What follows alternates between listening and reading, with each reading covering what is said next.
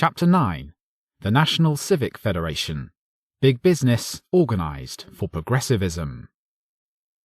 At about the same time the nation acquired its first progressive president, Theodore Roosevelt, various big business leaders decided to organize on behalf of the new concept, one which has in recent years been termed corporate liberalism. The nation was to be guided into the new path of a strong state, expanding, regulating, and governing, all in behalf of a tripartite coalition led by big business, by means of big government, and creating big unionism as a junior partner. Or rather a quadripartite coalition, since economists and other intellectuals were needed to argue for and help plan the new system. How fitting, then, that the major big business-led organization for the new dispensation should itself include all four of these groups. Editor's footnote. Rothbard here is alluding to the famous rebirth of the alliance of throne and altar, which occurred between progressive economists and government in the early 20th century. During the progressive era, big business turned to big government in order to catalyze, and both in turn needed planners to sell their interventions to the public and convince them that government-sponsored monopolies were not being created. Instead of saying that the king was divine, the new court apologists said big government was necessary to improve welfare. In return, the collectivist intellectuals would benefit from the power and prestige of planning the new system, which was more lucrative than what existed in a laissez-faire regime. The secularization of the alliance and the transformation of economists during this time from laissez-faire philosophers to activist government planners was heavily related to the fact that many Yankee post-millennial pietist reformers went to Bismarck's Germany to get their PhDs, and became instilled with German socialism and centralization. End footnote. 1. The origins. The Chicago Civic Federation. The National Civic Federation, NCF, the major organization for the new statism, was organized in 1900 by Ralph M. Easley, a former schoolteacher and journalist and a self-styled conservative Republican. The NCF emerged out of the Chicago Civic Federation, CCF, which itself was launched in a blend of pietist reform, corporate statism, and high-level foreign influence.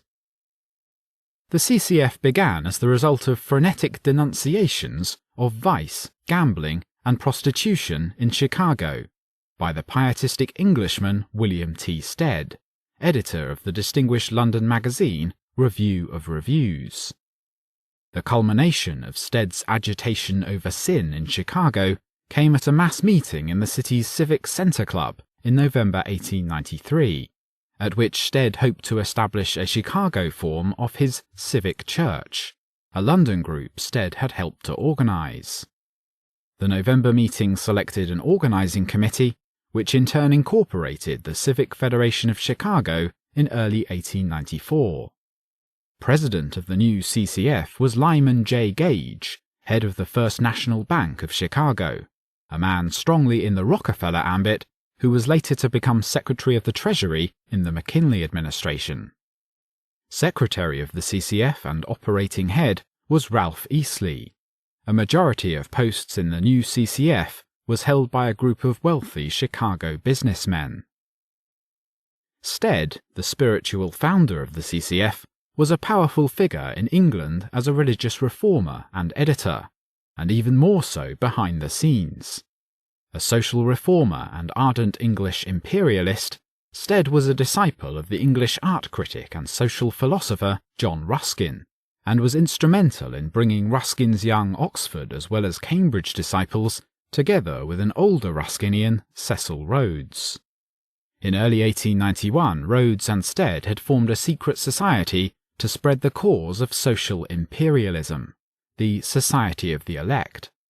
Rhodes was the leader, and Stead was on the executive committee, along with Alfred, later Lord, Milner. Other devotees of the circle included future Prime Minister Arthur Lord Balfour and the powerful investment banker Lord Rothschild. Editor's footnote. In the early 1910s, this organisation would establish roundtable groups in Britain, the US, and other countries. The US branch would later be involved in setting up the highly influential and Morgan-dominated Council on Foreign Relations. End footnote. The new CCF lost little time in plunging into political activity in Chicago. It pioneered in upper-class municipal reform efforts, which would later become so prominent during the Progressive era. It drafted and pushed through expansion of civil service in Illinois. Various academics worked with the wealthy businessmen in the CCF, including Albion W. Small, University of Chicago sociology professor, and particularly Chicago political economy professor Edward W. Bemis, member of the five-man nominating committee of the Federation. Both Small and Bemis had been students of the formidable progressive economist Richard T. Ely, and both followed Ely enthusiastically into statism. Very quickly, the well-organized CCF branched out into national affairs, holding 4 national conferences, one on American foreign policy, in 1898. The most publicized and important conference held by the CCF, which led directly to the formation of the National Civic Federation, was the Chicago Conference on Trusts, held in 1899. Ralph Easley travelled across the nation mobilizing delegates and support for the conference. Indeed, the conference took on semi-official status, since some governors, including Theodore Roosevelt in New York, were induced to send delegations to the Chicago Conference.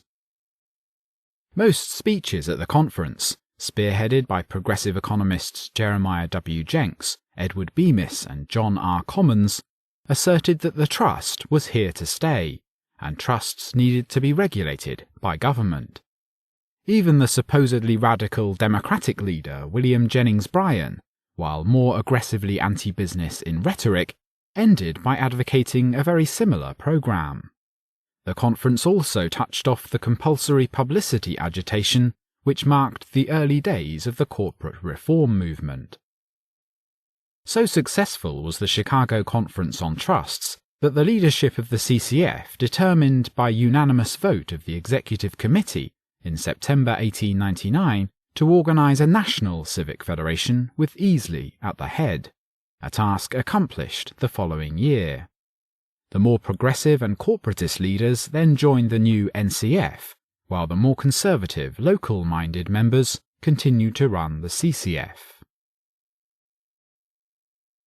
2. Organizing the NCF. Helping Easley organize the ambitious new NCF was Jeremiah W. Jenks, Oscar S. Strauss of the New York department store family and later to become Secretary of Commerce and Labor under Theodore Roosevelt, and Samuel Gompers and John Mitchell of the AFL, the American Federation of Labor. Also on the advisory council of the new federation were Richard T. Ely, Bemis, Commons, the Columbia University economist E.R.A. Seligman of the powerful international banking family, and the intriguing Albert Shaw. Shaw, a political scientist and a disciple of Ely, was later to be a leading advisor of Theodore Roosevelt, and he had spoken before the Chicago Conference on Trusts. As a leading magazine editor of the American Review of Reviews, Shaw lent the power of the press to the corporatist cause. When John D. Rockefeller came to launch his General Education Board, Albert Shaw became one of the trustees of the powerful new foundation. An interesting point about Shaw is that he became the long-time editor of the journal in 1891, when it was set up by William T. Stead, editor of the London Review of Reviews. Easley's success was marked and rapid, and very quickly official leadership of the NCF was assumed by top Rockefeller ally Marcus A. Hanna as first president of the NCF, by Chicago utilities tycoon Samuel Insull, Chicago banker Franklin McVeigh, later Secretary of the Treasury, Andrew Carnegie, and, inevitably, several partners of J.P. Morgan & Co. By 1903, the National Civic Federation included representatives of nearly one-third of all the 367 corporations worth more than $10 million, and it also included 1/4 of the largest railroads. George W. Perkins, Morgan's main man in the political sphere, was prominent in the organization. Auguste Belmont Jr., prominent Democrat and Rothschild agent in the US, was elected president of the NCF on Hanna's death. At various times, the executive committee of the NCF also included such prominent politicians as ex-President Grover Cleveland, Roosevelt's Attorney General Charles J. Bonaparte, TR's close friend Nicholas Murray Butler of Columbia University, TR's Secretary of State Elihu Root, George B. Cortelyou, Roosevelt's private secretary and later his Secretary of the Treasury, and finally President of Consolidated Gas and Secretary of War under TR and then later President William Howard Taft. It is clear, in short, that the NCF represented a coalition of top big business interests, with the Morgans the most prominent, but with Rothschilds and Rockefellers also included. 3. The clash over unions. The union problem was a particularly sticky one for the NCF, for two major reasons. Many businessmen were stubbornly laissez-faire, and particularly were opposed to unionism, and unions scarcely existed, except in such non-competitive, between localities, industries as the building trades, the cartelized railroads, and in certain skilled crafts where unions could exclude competing labour. Overall, unions did not rise above a meagre 6% of the labour force until America's entry into World War I, and they were usually well below that figure. But those unions that did exist were perfectly suited for the corporatist ideal, monopolistic craft unions grouped in the AFL unions, which had abandoned the early radical socialism of the Knights of Labour and were prepared to take their place in a corporatist order, a role that would be far greater than any they could possibly achieve in a free market. And so labour leaders played a prominent role in the National Civic Federation from the very beginning. Samuel Gompers, longtime head of the AFL, was first vice president of the NCF from its inception until his death in 1924. John Mitchell, head of the United Mine Workers, was chairman or co-chairman of the Trade Agreements Department of the NCF from 1904 to 1911. The heads of the railroad brotherhoods, powerful craft unions in the railroad industry, were on the NCF Executive Committee. The Trade Agreements Department was organized in 1904 to promote unionism among employer groups. It was jointly chaired for 4 years by Mitchell and a prominent employer, Francis L. Robbins of the Pittsburgh Coal Company. The department engineered union agreements with the New York clothing trades, the iron molders, the newspaper publishers and the typographical union, between theatrical managers and the Musicians' Protective Association, the New York Metal Trades Association and the Boilermakers Union, bituminous coal operators and the struggling United Mine Workers, and U.S. Steel and the Metal Workers Union. Many of the progressive big businessmen, however, while eager to foist corporatist unionism on the rest of the country, balked at dealing with unions in their own plants. Leading the parade favouring unions for everyone but themselves were men prominent in the Morgan ambit: George W. Perkins, Cyrus McCormick of International Harvester, and Judge Elbert Gary of U.S. Steel. Typical was the fact that Auguste Belmont Jr. was boosted vigorously as successor to Hanna as president of the NCF by the union leaders in the organization. Despite these cordial relations, Belmont refused to have anything to do with unions in his own Interborough Rapid Transport Company on the New York City subways. Opposing the big business-dominated NCF was the newly organized National Association of Manufacturers. Formed in 1895 as a small, low-profile group to promote foreign trade, the NAM was taken over in 1902 by an aggressive group of small businessmen in the Middle West, dedicated to free markets and hostility to labour unions. Revealingly easily condemned the NAM and like-minded capitalists as anarchists. He saw the NCF as a third way between radical socialism on the one hand and anarchist, free market capitalism on the other. As easily wrote to a supporter, "Our enemies are the socialists among the labour people and the anarchists among the capitalists." For their part, the NAM leaders angrily saw the National Civic Federation as part and parcel of the AFL, and as a proponent of the most virulent form of socialism, closed-shop unionism. They also attacked the threat they saw in socialised industry, and they perceptively saw the NCF, as a later historian would sum it up, as a conspiracy between the magnates and the unionists, aimed directly at them. As Professor Weber puts it, the threat of big labour and big business combined horrified members of the NAM, who believed their future depended upon an economic fluidity which the recently formed trusts and the AFL would destroy. Meanwhile, Ralph Easley was sneering at the NAM anti-union employers as small fry. They included none of the great employers of labour representing basic industries, such as coal, iron and steel, building trades, and railroads.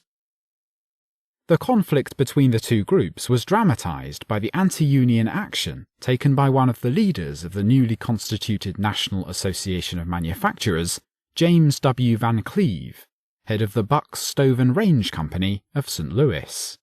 The Metal Polishers Union had struck the Bucks Company for union recognition, and the AFL in 1908 had organised a secondary boycott of the Bucks Company in support of the strike. Van Cleve responded by filing suit to try and obtain an injunction against the boycott. At that point, Wall Street lawyer Alton B. Parker, Democratic presidential candidate in 1904 and later president of the NCF, became the defence counsel for Gompers, while much of the AFL defence was secretly financed by Andrew Carnegie, steel magnate in the Morgan ambit who was also the NCF's biggest contributor. Footnote: Van Cleve won a temporary injunction against the AFL secondary boycott in the federal courts, but 2 years later the Supreme Court reversed. Bucks was one of the few cases where the courts enjoined peaceful persuasion rather than the use of union violence. End footnote. 4. The drive for workmen's compensation laws. If the pro-union attitude of the NCF offended anti-union employers, the Civic Federation's increased attention to promoting welfare and the welfare state after 1905 avoided such alienation. The Welfare Department of the NCF was founded in 1904 and took on an accelerating role by the following year. By 1911 it had 500 employer members. Its task was to promote a voluntary paternalistic welfare program by the corporations toward their workers, promoting a sense of team spirit and a kind of feudalistic loyalty by the workers to the corporation. As Weinstein puts it, the approach of the Welfare Department was to promote sympathy and a sense of identification between the employer and his employees, by integrating the lives and leisure time of the workers with the functioning of the corporation. More important was the National Civic Federation's push for welfare state measures. Particularly important was its leadership driving for workmen's compensation laws. Under the sensible and cogent doctrine of the common law, employers were not liable for accidents to workers if a. Other workers were responsible for the accident, the fellow servant defence, b. If the worker knew the risk and therefore could be held to have voluntarily assumed it, the assumption of risk defence, or c. If the worker himself contributed to the accident by his negligence, the contributory negligence defence. In this period, labour unions did not favour workmen's compensation laws. Rather, they called for changing liability laws to make the employer liable when the worker himself did not contribute to the accident. By 1907, agitation had managed to pass such employer liability laws in 26 states. Most of these laws applied only to railroads, however, where unions were strongest, and limited only the fellow servant, the weakest of the three employer defences. Progressive employers, in contrast, began moving in this period toward workmen's compensation laws. From their point of view, these laws would confer several important benefits. First, they would forestall the threat of employer liability laws. The payments would be far less, and the costs would be spread among all the employers, not only those with the highest rates of accidents. Second, and more important, the taxpayers would be forced to pay a large proportion of the costs of compensation. In contrast, say, to voluntary insurance, the tax-paying public would be forced to pay for the bureaucracy of the regulatory commissions and to socialize the costs of accident insurance under state insurance plans. Third, the laws would impose high fixed costs for compliance and for accident prevention, which would fall with particular severity on smaller competitors. Hence, workmen's compensation laws, in the name of humanitarianism and progress, would advance the cartelization of industry. Specifically in line with cartelization, such large firms, which had already instituted voluntary workmen's compensation plans, such as International Harvester and US Steel, could now impose higher costs on their competitors by agitating for the government legislation. And fourth, for anti-union employers, workmen's compensation would reduce benefits workers might expect from unions and lead them to look elsewhere. Thus, at the annual 1911 meeting of the National Civic Federation, Auguste Belmont Jr. announced that he had induced half a dozen major corporations, from Edison Electric and Otis Elevator to Ingersoll Rand, to come out for workmen's compensation laws. Andrew Carnegie also endorsed the idea. The NCF frankly saw a major reason as the forestalling of any application of employer liability laws to manufacturing. In the meanwhile, the always far-sighted George W. Perkins stressed workmen's compensation as part of a broad reach toward industrial cartelization. As Perkins explained at the 1909 annual meeting of the NCF, cooperation in business is taking and should take the place of ruthless competition. To succeed, this new order must demonstrate that it is better for the labourer as well as for capital and the consumer. The NCF began its drive for workmen's compensation in 1908, establishing an Industrial Insurance Commission with George W. Perkins as chairman. This commission was rather quiescent, however. The major drive was launched the following year, when new President Seth Low appointed past President Auguste Belmont Jr. as head of a new department on compensation for industrial accidents and their prevention. From then on, the NCF was at the centre of the movement for workmen's compensation legislation. Among those involved in the NCF agitation were the prominent progressive reformer Louis D. Brandeis, active in the Massachusetts branch of the NCF, the vice president of Metropolitan Life Insurance Company, and a representative of the Sage Foundation Fund.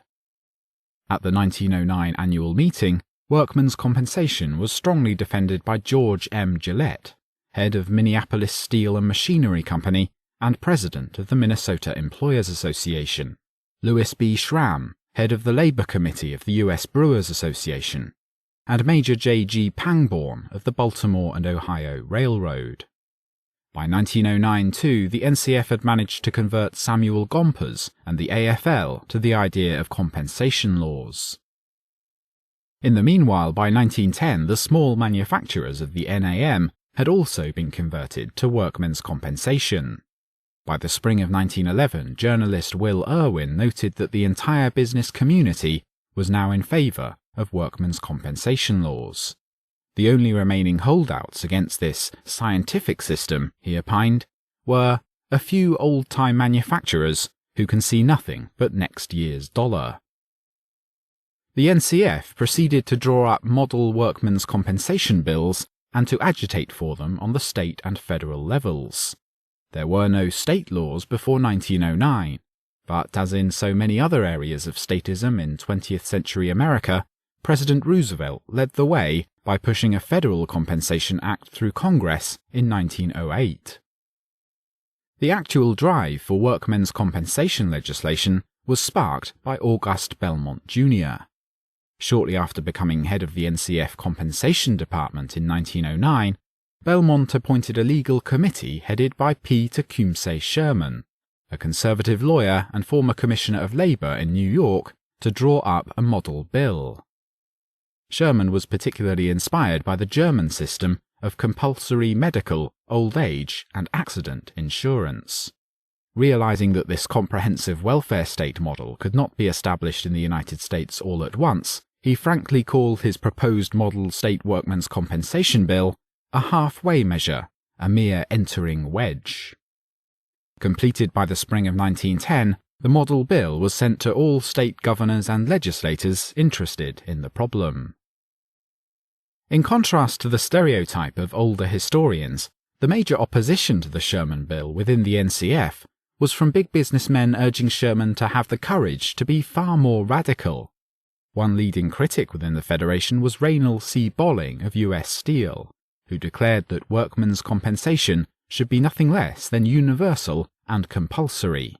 Sherman had extended it only to hazardous industries, and applied to agriculture and domestic work as well as manufacturing.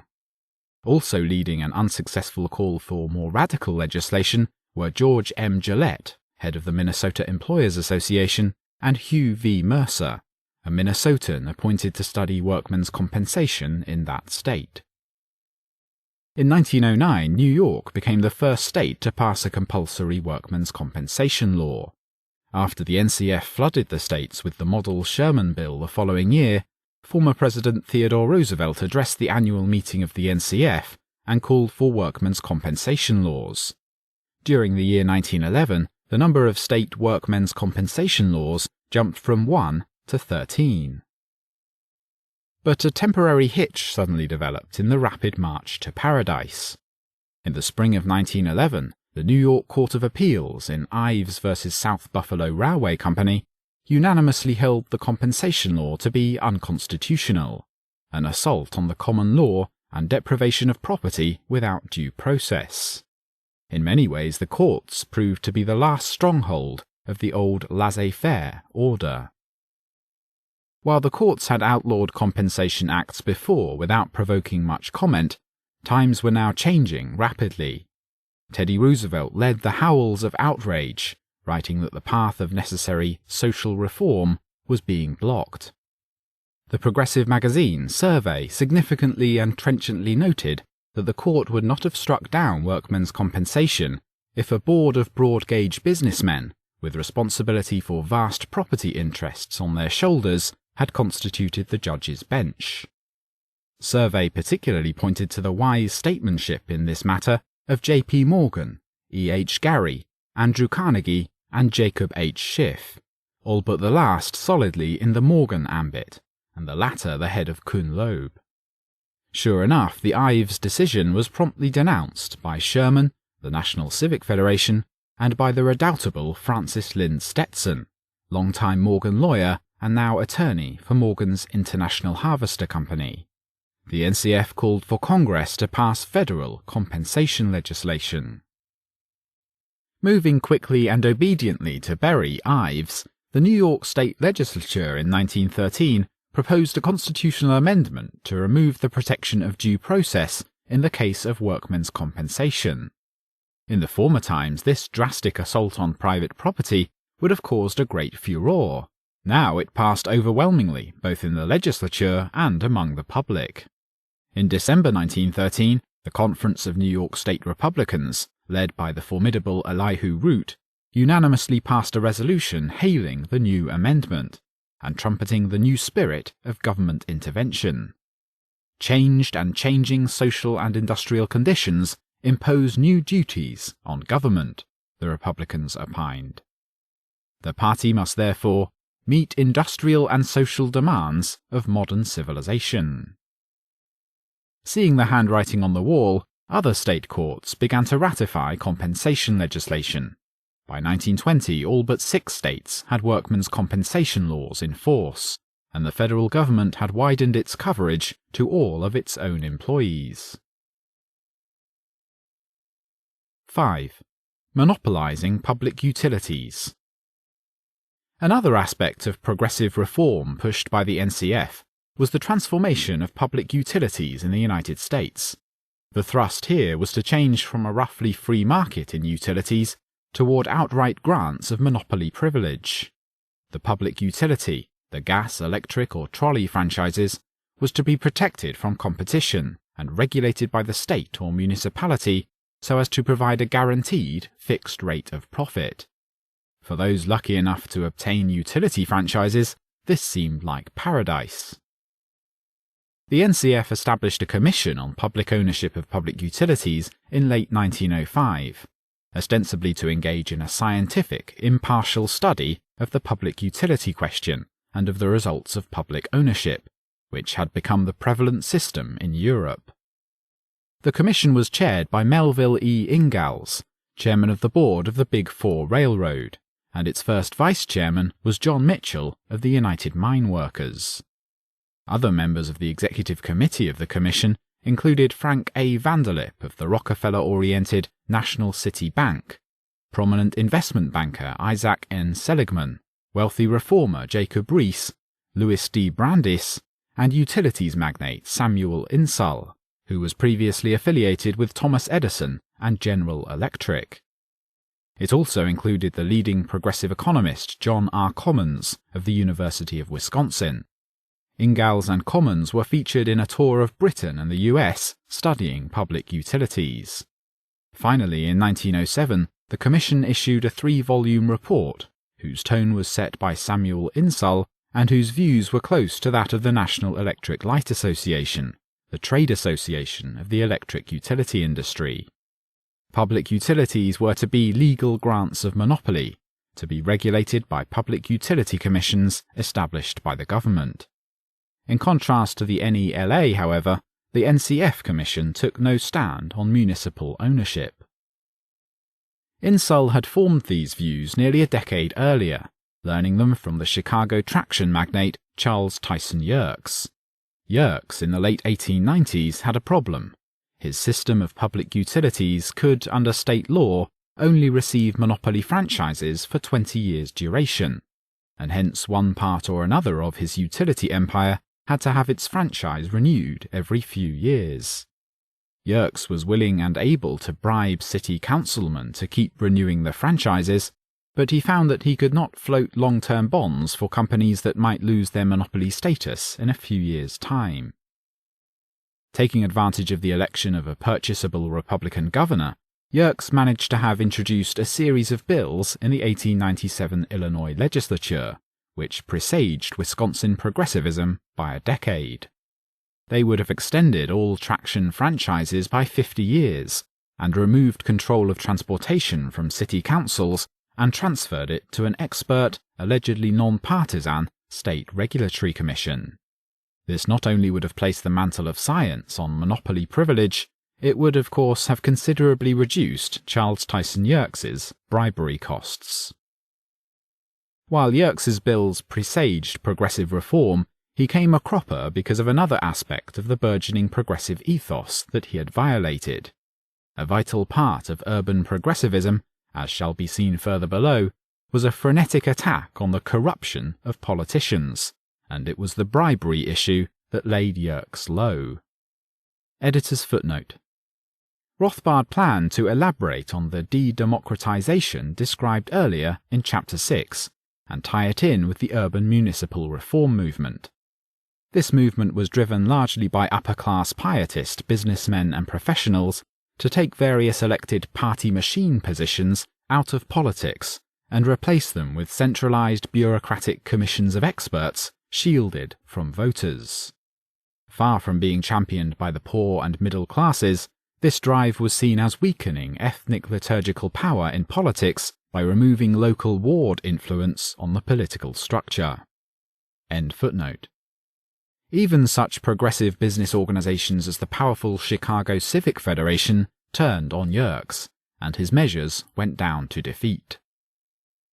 Learning from Yerkes's abortive program and applying it to electric utilities, Samuel Insull launched progressivism in public utilities in his presidential address before the National Electric Light Association in June 1898. He urged his fellow electric utility magnates to get the industry regulated by state commissions, with the full power to fix rates and the quality of service. In contrast to Yerkes's bold grab for monopoly, Insull, more sensitive to public relations, stressed the government's rate-making power rather than the attendant long-run monopoly franchise. Most of the utilities executives were shocked at this assault on laissez-faire, but Insull garnered a few supporters and appointed them to the association's new Committee on Legislative Policy.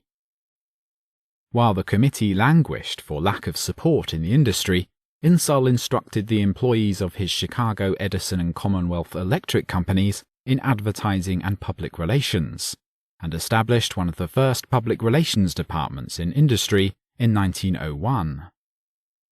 The threat of municipal rate regulation and municipal ownership of public utilities, which had given rise to the NCF's commission study in 1905, provided an impetus for the eventual success of the regulated monopoly movement.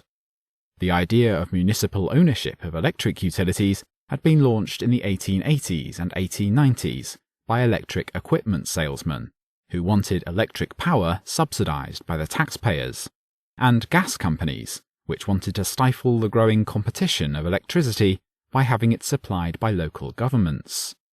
Municipal ownership grew after the mid-1890s and reached a peak in 1905–06 when interest yields were low and the municipal bond market was strong.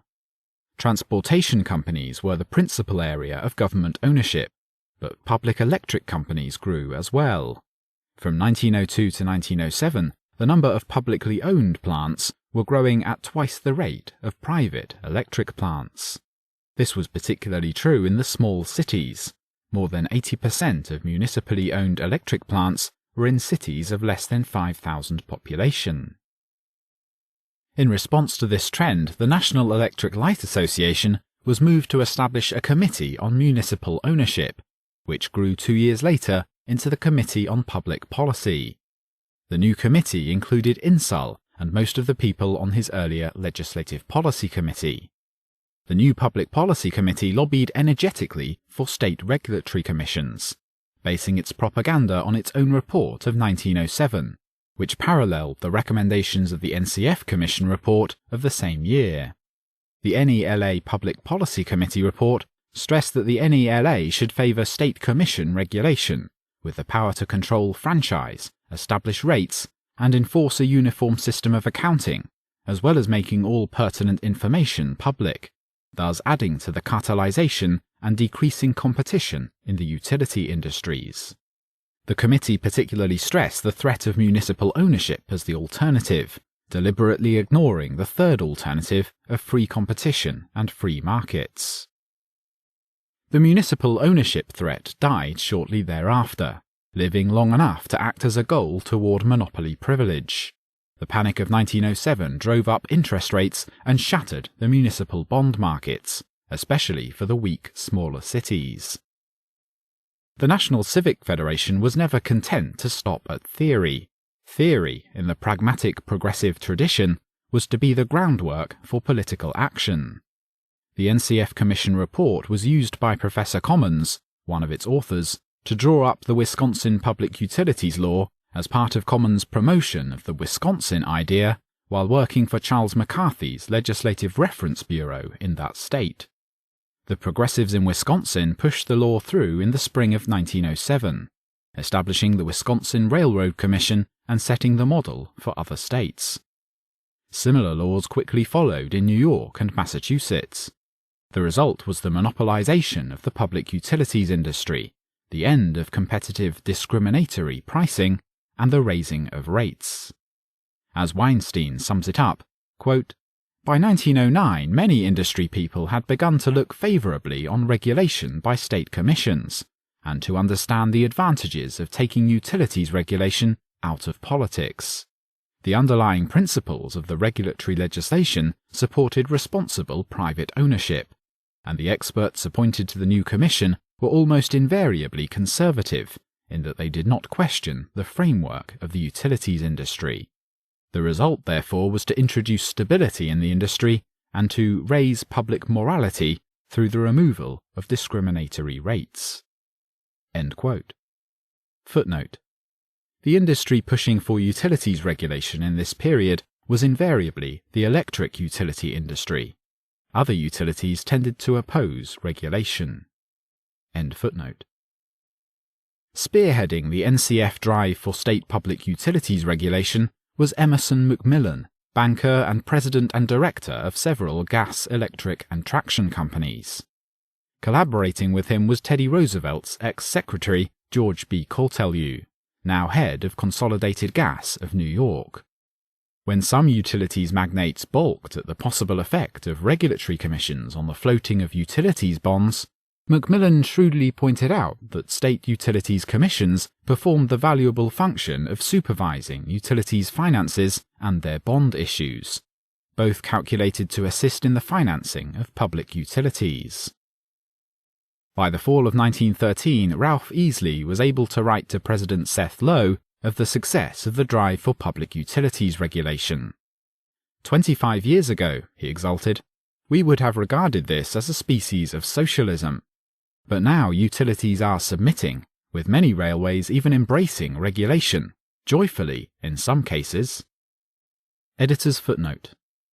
One of the main problems with public utilities is that they occur on public and not private streets, which interferes with the ability of entrepreneurs to effectively engage in economic calculation. Of course, in so-called natural monopolies earning profits, as with all goods, there is always competitive pressure from other potential innovative producers of substitute products. Cost price and franchise regulation leads to inefficient and cumbersome firms, unable to quickly change when their costs change, reduces rivalrous innovation, incentivizes firms to transfer some of their profits into costs, and invites regulatory capture. Moreover, it neglects the fact that a firm's costs, and therefore prices, are not objectively available to the regulator, but must be appraised and discovered by the entrepreneur. End footnote. 6. Regulating industry. On the national level, the NCF, as might be expected, was close to President Roosevelt and his Bureau of Corporations. In its first annual report in 1904, the Bureau attacked the Sherman Antitrust Act and proposed that it be replaced by another kind of legislation, one that regulates trusts by eliminating improper rebates, discrimination, and unfair combinations. Each one of these proposed crackdowns was well calculated to cripple the most effective forms of competition and the market's ability to break up cartels and monopoly. The NCF leadership then moved to draw up proposed legislation along the Rooseveltian lines. Spurred by Melville E. Ingalls, chairman of the Big Four Railroad, and more especially by August Belmont Jr., the NCF first established a commission to rewrite the antitrust laws. But soon it concluded that more powerful and dramatic action was needed. Drawing on the CCF experience of the Conference on Trusts, the NCF called in Professor Jenks, steeped in the experience of organizing the previous conference. Before going ahead with the new conference, Easley won the unofficial but powerful blessing of President Roosevelt and his Secretary of Commerce and Labor, Oscar Strauss. The NCF's National Conference on Trusts and Combinations was held in Chicago in October 1907. It drew 492 delegates from 147 delegations appointed by state governors, business and labor associations, and civic groups. Businessmen were in the overwhelming majority, seconded by a sprinkling of academics, politicians, and reformers. The revered President Nicholas Murray Butler of Columbia served as chairman and convenient frontman. The conference urged that railroads be permitted to enter into rate agreements, as recommended by the ICC and Roosevelt, that Congress establish a commission to amend the Sherman Act to regulate competition, establish federal licensing of corporations, and endorse trusts in the public interest, in short, Teddy Roosevelt's good trusts, and that the Bureau of Corporations be empowered to require compulsory publicity from large corporations. It was a program designed to quicken the hearts of big corporations and the Roosevelt administration. So delighted were Roosevelt and the congressional leaders with the conference proposals that they easily induced the NCF to draw up the required bill and not wait for any commission. Seth Low, new president of the NCF, established an informal committee of leading corporatists to draw up the desired bill for industrial regulation. It was truly a gathering of the eagles. Businessmen on the committee included among others Judge Gary, chairman of the U.S. Board of Steel, Isaac N. Seligman and James Speyer, top New York investment bankers, the ubiquitous Morgan man George W. Perkins, and Auguste Belmont Jr. Labour leaders included Samuel Gompers and John Mitchell, while progressive academia was well represented by President Butler and Jeremiah W. Jenks. From the media there came the inevitable Albert Shaw. Also on the committee were Judge Alton B. Parker, who had made the disastrous Democratic run for the presidency in 1904, and Herbert Knox Smith, Roosevelt's Commissioner of Corporations, representing the administration. Actually drawing up the bill were two formidable and also ubiquitous lawyers in the Morgan ambit, Morgan's own attorney Francis Lynde Stetson and Victor Morowitz, counsel to the Atchison, Topeka and Santa Fe Railroad. Working eagerly and at top speed, this formidable committee came up with a bill in February 1908, and it was approved by the NCF shortly afterwards. Working closely and approvingly with Stetson and Morowitz was Commissioner Smith. The NCF bill, obediently introduced into Congress by Representative William P. Hepburn, gave the Bureau of Corporations power to approve any corporate contract or merger in advance, thus lending a selective imprimatur of the federal executive to combinations, and to supervise and veto a host of daily operations of business firms. Unions were also to be exempt from the antitrust laws. A firestorm of opposition descended upon Congress, however, from small and medium-sized businesses across the country. Organizations of such businesses, including the National Association of Manufacturers, the Merchants Association of New York, and the Board of Trade of New York, opposed the legislation. They objected not only to the pro-union provision, but also to allowing the executive branch to pick and choose between good and bad corporate actions. The Roosevelt administration was forced to withdraw its support for the bill, and Perkins wrote to Smith that, if the opponents to governmental supervision could only know how intelligently and how fairly you have worked for the very highest and best interests of American corporations, I am sure they would abandon their present attitude. As Seth Low correctly wrote to the President, the large interests, such as Judge Gary represents, are still loyally behind our bill. The objection comes from the mercantile element. Footnote. Gabriel Kolko, in his book The Triumph of Conservatism, lays exclusive emphasis for Roosevelt's withdrawal of support on personal opposition to the pro-union clause of the NCF Hepburn Bill. He thereby downplays the effects of the pressure from small and medium businesses. End footnote. It was time to regroup, and the NCF then turned to an alternative approach suggested by Ingalls and Andrew Carnegie to accomplish the same purpose by setting up a new Interstate Trade Commission, to do for general business, as it was often put, what the ICC had already done for the railroads. The embryo of the Federal Trade Commission had come into being. Editor's footnote. Rothbard planned on devoting additional space later to the Clayton Antitrust Act and the Federal Trade Commission, the Bureau of Corporations' successor, both of which were created under the Wilson administration in the fall of 1914. The five-man commission was dominated by pro-business sentiment from the outset, and in the words of prominent commission member Edward N. Hurley, it was intended to do for general business what the ICC, the Federal Reserve, and the Department of Agriculture did for railroads, bankers, and farmers. Influential advisers to the commission included familiar names such as Louis D. Brandeis and Victor Morowitz, railroad executive Walker D. Hines, and Arthur Eddy. The latter was an important corporate lawyer who proclaimed in his influential book that competition is war, and war is hell.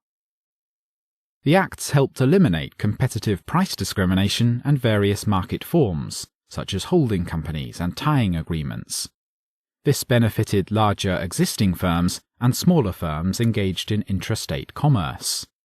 With regards to larger businesses, which vertically or horizontally integrated due to cost advantages, they would benefit at the expense of their medium-sized competitors, who could only afford to partially integrate through various market agreements now deemed restrictions on competition.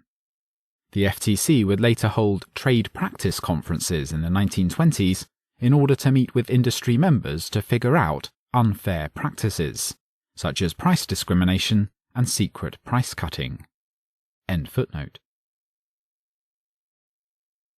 7. Allied Group, the American Association for Labor Legislation.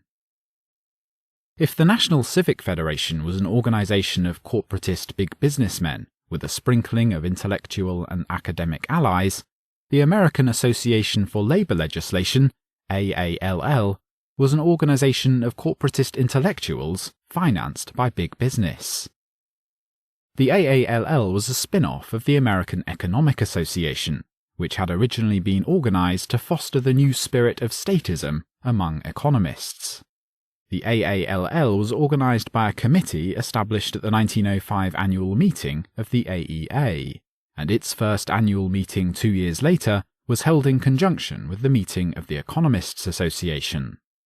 First president of the AALL was the inevitable Richard T. Ely, and its longtime executive secretary was John B. Andrews, a research associate of Ely and John R. Commons, and a collaborator with Commons in various tomes on industry and labour. The AALL worked the labour and social welfare end of the corporatist street. It was organised as a branch of the International Association for Labour Legislation, and received a government subsidy from the Bureau of Labour Statistics to publish an English edition of the Bulletin of the International Labour Bureau. As self-proclaimed scientists, AALL claimed not to take a partisan stand in economic or industrial conflicts, but it pretentiously asserted that its only allegiance is to the general welfare. As such, it supported uniform labour legislation among the states. In addition, a 1914 AALL National Conference, including businessmen, state and labour officials, agreed on the idea of stabilising employment, on calling for state and federal unemployment agencies to provide tax-supported free employment service to workers and employers, and on the desirability of some form of compulsory unemployment insurance. The conference quickly inspired Governor Martin Glynn, Democrat of New York, to push through a bill establishing a state employment agency. In the following year, AALL called for a planned program of public works to relieve unemployment, a program well calculated, of course, to subsidize the construction industry. In subsequent years, AALL drafted model bills pushing for employment agencies, workmen's compensation, compulsory health insurance, increased safety legislation, a minimum wage employing marginal workers, and child labour laws, a humanitarian program outlawing the employment of minors and thereby freeing adult workers from their unwelcome and often successful competition. In 1916, Congress passed the Kern-McGillicuddy Bill, which had been drafted by AALL and which applied workmen's compensation to federal employees. Editor's footnote. The minimum wage and other proposals by progressive economists had strong racist and sexist underpinnings. Many economists and other social theorists were strong believers in eugenics, which stated that society could effectively plan and control the racial quality of the labour force in order to improve and thereby enhance social welfare. As a result, they were intensely worried about the flood of inferior immigrants from Asia and parts of Europe diluting the labour pool and undercutting the wages of the superior Anglo-Saxon white man. They were also concerned about female workers, who were undercutting the male breadwinners and not being properly allocated to the household to raise children. A minimum wage and other labour regulations, such as immigration restriction and maximum hour legislation, would unemploy the less skilled immigrants and females, and protect the jobs of the superior white males. The book by Thomas C. Leonard, Illiberal Reformers, Race, Eugenics, and American Economics in the Progressive Era, is crucial for understanding the transformation of the economics profession from laissez-faire to one of interventionist technocrats and planners, and the inherent paternalism and elitism motivating it. Of course, modern progressivism has replaced eugenics with egalitarianism, or equality for all. However, it is not really egalitarianism, but elitism in a different form, since everyone must be made equal except the intellectuals and opinion moulders, who are still chosen to plan society and run people's lives. End footnote. The idea behind the seemingly innocuous and merely efficient drive for uniform labour legislation, and also behind much of the push for workmen's compensation and other social welfare measures, was to enable paternalistic employers, who had already established private welfare programmes, to impose higher costs on their non-socially conscious competitors. As Eakins puts it, quote, "A number of pieces of progressive legislation were not only supported, but also were, in a number of important instances, drafted by enlightened businessmen. These men, many of them corporate liberals, could support some regulation on the grounds that a uniform application of the laws by the states or the federal government would permit the socially conscious employer to compete on an even footing with the individualistic, cost-cutting employer. There would be no room for unscrupulous, i.e. successfully competitive, employers." End quote. He goes on with a candid quote from the New York branch of AALL in 1910. "To set limits to this competition, to establish standards in law which it cannot overcome, and thus to put an end to the process of exploitation, are the meaning and purpose of AALL." Editor's footnote. This exploitative competition was already declining regardless of recent progressive legislative efforts. Since 1900, workers' living standards rose through higher real wages, a decline in hours of work per week, reduced child labour, earlier retirement, and better working standards. This occurred primarily due to the normal progression of an unfettered capitalist economy, and not legislation that only codified existing trends. End footnote. AALL included the standard business-politician mix, but with a broader spectrum of statist intellectuals than the NCF. A particularly important politician was Woodrow Wilson, while governor of New Jersey and later while president. Wilson was an officer of AALL for 5 years. Wilson's Secretary of Commerce, businessman William Redfield, was also active in the AALL. Unionists Gompers and Mitchell were also in the AALL. Corporatist intellectuals included such NCF stalwarts as Ely, Commons, and Jenks, and AALL published a book by Jenks, 1910, on governmental action for social welfare. NCF consultant Henry R. Seeger, professor of political economy at Columbia, was a 3-term president of AALL, and in his AALL published work, Social Insurance, A Program of Social Reform, 1910, Seeger set forth much of the basic AALL doctrine. He called for an aggressive program of governmental control and regulation on behalf of the common welfare.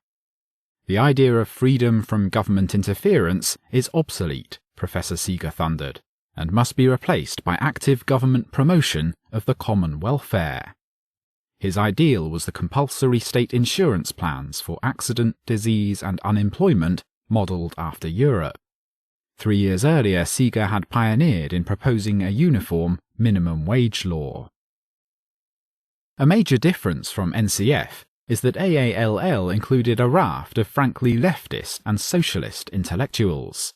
Its spectrum of statist and collectivist intellectuals was considerably broader than NCF.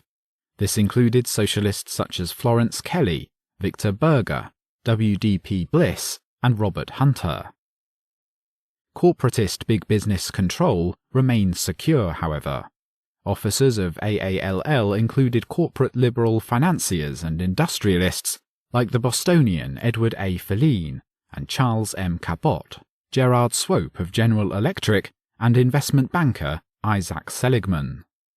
Financiers of AALL included such financial notables as Judge Elbert Gary of United States Steel, Mrs. Madeline Astor, John D. Rockefeller, Anne Morgan, daughter of J.P., and the Kuhn-Loeb-connected banker Felix Warburg. Big business support and control of AALL demonstrates the fallacy of the traditional sharp separation by historians of progressives into business moderates and radical intellectuals. In actuality, there was no genuine separation, but rather an interpenetration, a happy collaboration between big business supporters and intellectuals, whether moderate or radical corporatist, marching hand in hand into the new order.